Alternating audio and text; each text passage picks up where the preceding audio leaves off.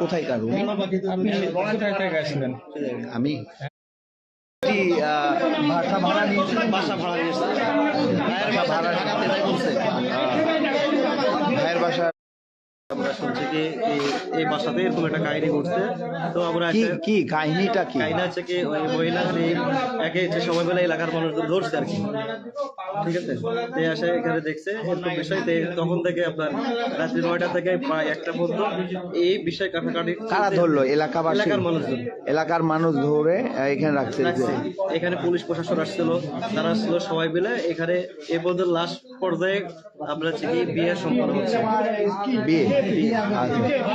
দর্শক শুনতেই পারলেন যে সাধারণ জনগণ যেখানে ধরেছে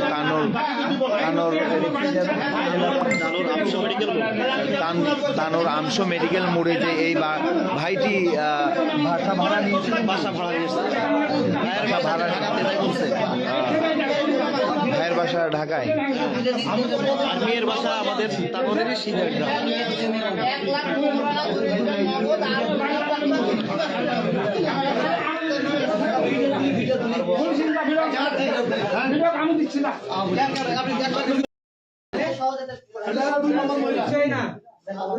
মানে 1 লক্ষ টাকা দিবে, 1 লক্ষ টাকায় ওর এখানে কিচ্ছু হবে না কাকা। না ছেড়ে দেন, মেয়েকে ছেড়ে দেন,